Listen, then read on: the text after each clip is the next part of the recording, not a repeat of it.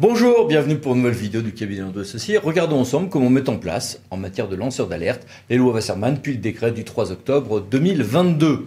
Ces deux lois du 21 mars 2022 améliorent la protection des lanceurs d'alerte, renforcent le rôle du défenseur des droits en la matière, et ce après un passage presque anodin devant le Conseil constitutionnel. Ces textes étaient portés par celui qui à l'époque était député Sylvain Wasserman, que nous verrons tout à l'heure. Elles transposent une directive européenne du 23 octobre 2019, mais elles vont clairement plus loin. Sera reconnu comme lanceur d'alerte la personne physique qui signale ou divulgue, sans contrepartie financière directe et de bonne foi, des informations portant sur un crime, un délit, une menace sans préjudice pour l'intérêt général, une violation ou une tentative de dissimulation d'une violation du droit international ou de l'Union européenne, de la loi ou du règlement.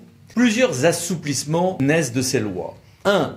Avant, le lanceur d'alerte devait agir de manière désintéressée. Une notion que l'on comprend bien, mais qui est ambiguë, qui est remplacée maintenant par cette absence de contrepartie financière directe. Le lanceur d'alerte pourra donc être en conflit même financier avec son employeur sans perdre ce statut. 2. Est supprimée aussi la condition antérieure, selon laquelle le lanceur d'alerte devait avoir aussi personnellement connaissance des faits. Il s'agit évidemment toujours pas de colporter des rumeurs, ça peut être une dénonciation calomnieuse par exemple, mais cela pouvait poser un problème d'obtention de ce statut quand l'information était un brin indirect. 3. La violation de la règle avant devait être grave et manifeste. Désormais, ce n'est plus le cas et les faits dénoncés pourront porter sur des informations en la matière ou sur des tentatives de dissimulation.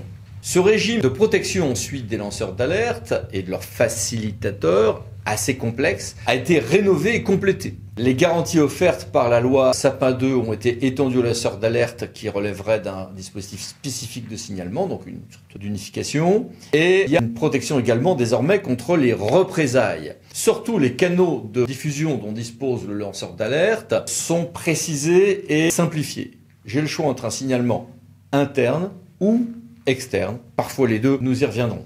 Attention, la divulgation publique ne sera toujours possible que dans certaines situations. Après accord un peu compliqué trouvé entre parlementaires, l'alerte publique va bien intervenir soit en cas d'absence de traitement à la suite d'un signalement externe dans un certain délai, ou en cas de risque de représailles ou si le signalement n'a pas de chance d'aboutir, ou en cas de danger grave ou imminent, danger imminent ou manifeste dans certains autres sous-hypothèses. Voici un certain nombre de détails que je vous fais figurer ainsi. Ensuite a été publié le décret du 3 octobre 2022 mettant tout ceci en place. Ce décret abroge son devancier, qui était le décret du 19 avril 2017.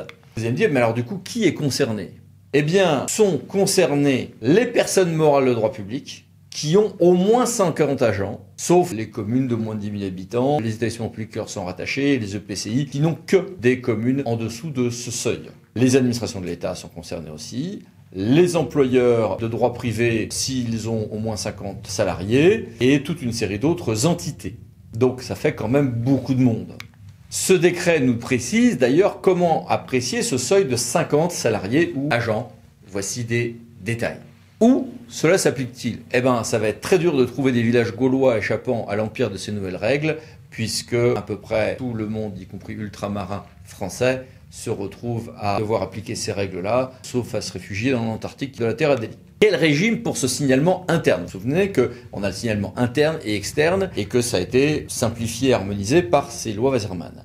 D'abord, le signalement interne, parce que c'est ça qui va devoir en réalité être mis en place par les collectivités publiques employeuses et évidemment par les entreprises de droit privé également, avec ce seuil de 50 salariés ou agents. Eh bien, il va falloir fixer d'abord cette procédure interne avec des règles de mutualisation et un rôle possible pour les centres de gestion de la fonction publique. Je me concentre évidemment sur les employeurs publics qui sont l'objet des activités de notre cabinet d'avocats et de cette chaîne YouTube. Alors, de manière assez souple, le décret pose que chaque entité concernée va déterminer l'instrument juridique le mieux à même de répondre à cette obligation.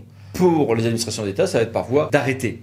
Donc, voici ici les règles qui nous disent comment on va apprécier les seuils de 50 et de 250 salariés ou agents, que chaque service déconcentré de l'État, chaque autorité publique indépendante, chaque collectivité territoriale va fixer ces règles en fonction donc du droit qui lui est propre. Ensuite, il faut travailler sur le canal de réception de cette procédure de signalement interne. Je vous ai mis le texte ici. N'hésitez pas à mettre sur pause parce que, évidemment, décortiquer chaque point prendrait des heures. Donc, voilà, tout est dans le texte est clair, précis, attention. Ensuite, il y a des garanties à prévoir. Là aussi, mettez sur pause au besoin. Voici le texte.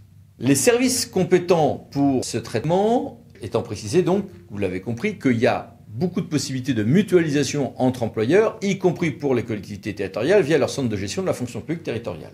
Les services compétents pour ce traitement devront être indiqués par la procédure qui va être adoptée, et le canal de réception de ces signalements et le traitement pourront être gérés par des personnes ou services différents. Et dans les 3 fonctions publiques, le référent déontologue, celui de l'article L124-2 du Code général de la fonction publique, peut être chargé de ce recueil et éventuellement du traitement de ces signalements. Évidemment, la procédure devra prévoir des garanties permettant l'exercice impartial de ces missions et dans ce cadre-là, séparer celui qui a le recueil de celui qui fera le traitement peut être considéré peut-être comme une garantie supplémentaire, notamment si c'est le référent déontologue qui a ensuite une supervision pour le traitement en aval. Mais là aussi, tout dépend de l'organisation de chacun et de la taille des différentes personnes morales concernées. Il y a toute une série d'informations ensuite sur affichage, notification, publication, y compris sur le site internet, sur les modalités de cette nouvelle procédure. Bon, d'accord. Et puis, il y a aussi le décret fait, voire son annexe, la liste de toutes les structures compétentes en matière de signalement externe, domaine par domaine. N'hésitez pas à mettre sur pause et à zoomer avant, mais surtout à vous référer à ce texte pour la procédure externe. Mais là, on est avec des choses qui sont moins surprenantes et qui nécessitent moins une action immédiate de la part des employeurs publics et privés. Au lendemain de cette loi, avant les élections législatives de 2022, j'avais interviewé, dans le cadre d'une vidéo que je fais avec VK qui s'appelle les 10 minutes juridiques, celui qui à l'époque était député du Bas-Rhin, M. Sylvain Wasserman, vice-président de l'Assemblée nationale. Je l'avais interrogé sur les lois qui portaient déjà son nom et sur lesquelles il avait beaucoup travaillé. Je vous propose que l'on regarde de nouveau, en rediffusion, l'interview qu'il avait bien voulu m'accorder parce que je l'avais trouvée tout à fait intéressante. Bonjour monsieur le député. Bonjour. Premier élément, quels sont les points forts de vos lois ? D'abord, il faut signaler qu'il s'agit d'une loi parlementaire que j'ai écrite, dont je suis le rapporteur, mais qui est issue de rapports parlementaires et d'une démarche parlementaire. C'est important. Et deuxième point, cette loi, elle regarde pas à pas, depuis la définition même du lanceur d'alerte, jusqu'au canal qu'il utilise pour signaler son alerte, jusqu'aux représailles dont il pourrait être victime, en passant par les procédures bâillons qu'il risque. Toutes les étapes de la vie du lanceur d'alerte ont été passées au crible pour apporter, je crois, la solution la plus juste. Et on a trouvé, je crois, cette bonne ligne de crête entre le monde des entreprises, qui a des attentes et des exigences, entre le monde associatif très militant sur la cause des lanceurs d'alerte, ce juste chemin de crête pour que ces femmes et ces hommes prennent leur juste place dans notre société. Bon, j'imagine que vous avez bien quelques regrets aussi sur des choses qui ne seraient pas passées, qui seraient à mettre dans des lois futures ou autres. Le texte qui résulte de l'accord avec le Sénat est exactement le texte que j'aurais posé sur la table en deuxième lecture si on n'avait pas trouvé d'accord. Pourquoi ? Parce que je crois que les arbitrages ont été faits, le texte s'est amélioré sur certains éléments un peu techniques, notamment sur la base des préconisations du Conseil d'État. J'ai planché 3 fois au Conseil d'État sur ce texte. Donc je pense que je n'ai aucun regret. En revanche, des points de vigilance sur la mise en œuvre, mais aussi des points de vigilance sur une thématique très importante qui est l'accompagnement financier et psychologique des lanceurs d'alerte. On a tout un dispositif pour garantir que David sera bien défendu contre Goliath, mais je crois qu'il va falloir être vigilant pour trouver la façon de l'orchestrer en pratique. Et maintenant, les administrations, comme tout organisme, vont avoir à s'adapter à ce droit. Quels sont vos conseils opérationnels de mise en œuvre de cette réforme ? Le gouvernement a 6 mois pour écrire les décrets. Alors l'important, c'est quoi ? C'est de définir exactement les canaux externes, c'est-à-dire les autorités indépendantes qui vont traiter en fonction de la thématique, qui vont traiter l'alerte au fond, mais aussi le rôle du défenseur des droits. Vous savez que dans le texte organique, la proposition de loi organique, on redéfinit et on donne officiellement un rôle au défenseur des droits en matière de protection des lanceurs d'alerte. Eh bien, ce rôle doit être calé avec un véritable adjoint, avec une responsabilité à part et entière. Donc, tout ce calage opérationnel est important et je crois que la vraie question démocratique qui va se poser après, c'est la façon dont la société civile s'empare de ce texte, notamment les facilitateurs qui peuvent accompagner les lanceurs d'alerte, la façon donc dont on s'empare de ce texte et dont on en fait le véritable pilier de notre système démocratique, ce nouveau pilier que j'avais à l'esprit lorsque j'ai écrit ce texte.